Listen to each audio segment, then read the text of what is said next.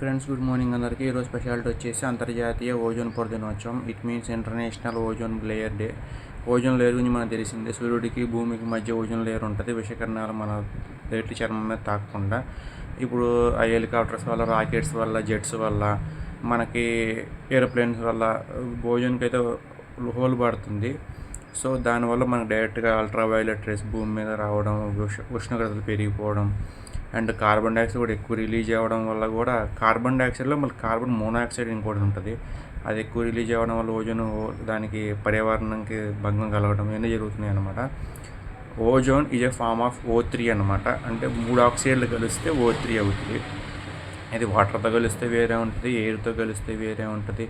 ఇట్లా కెమికల్స్ ఒక్కొక్క దాన్ని బట్టి ఉంటుంది అనమాట. ఇది ozone is also a chemical layer. అందుకనే దానికి తూట్లు పడుతున్నాయి అనమాట. మామూలుగా ఈ గ్యాసెస్ అన్నీ వెళ్ళి దానికి హోల్స్ చేసేస్తున్నాయి. మామూలుగా కార్బన్ మోనాక్సైడ్ కావచ్చు, లేదంటే కార్బన్ డైఆక్సైడ్ కావచ్చు, ఇలాంటి విషవాయువులు ఏదైతే ఉంటాయో కొన్ని, వాటి వల్ల కూడా దానికి హాని అయితే కలుగుతుంది. ఓజోన్కి ఒక ప్రత్యేకమైన ఉన్నదన్నమాట. అదేంటంటే ఎప్పుడైతే అది తూట్లు పడుతుంటాయో ఆటోమేటిక్గా అదైతే అదంతకదే ఎక్స్పాండ్ అయ్యి కలిసిపోతుంటుంది అనమాట. అందుకనే మన భూమి ఇన్నాళ్ళు సురక్షితంగా ఉంది.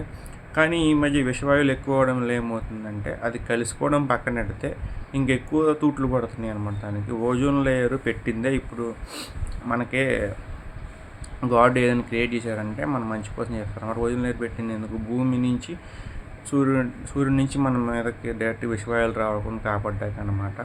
అట్లా ఓజోన్ లేయర్ మనమే పాడు చేసుకుంటున్నాము, మనమే లేనిపోని రోగాలు తెచ్చుకుంటున్నాము. పర్యావరణం ఎంతసేపైనా మనం ప్రేమగా చూసుకుంటేనే మనకు అన్నీ ఇచ్చింది. పర్యావరణం ఒకసారి మనమే ప్రతాపం చూపించడం మొదలెట్టిందంటే మనం దానికి సరిపోం అనమాట. లైక్ వాటర్ కావచ్చు, ఫైర్ కావచ్చు, ఎర్త్ కావచ్చు, స్కై కావచ్చు, ఎయిర్ కావచ్చు. ఈ 5 కనుక మనమే ప్రతాపం చూపించినంటే మనం తట్టుకోవడం మన వల్ల కాదు. మనకి అయితే పెద్ద బలవంతం మన ఫీలింగ్. ప్రకృతి మన ముందు మన చిన్న ప్రాణులు అన్నమాట అంతే. సో ఇక్కడి నుంచి నేను ఓజోన్ లేయర్ని రక్షిస్తారని చెప్పి, పర్యావరణం కాపాడతారని చెప్పి మనస్ఫూర్తిగా కోరుకుంటున్నాను. అంతర్జాతీయ ఓజోన్ లేయర్ శుభాకాంక్షలు అందరికీ. Thank you so much.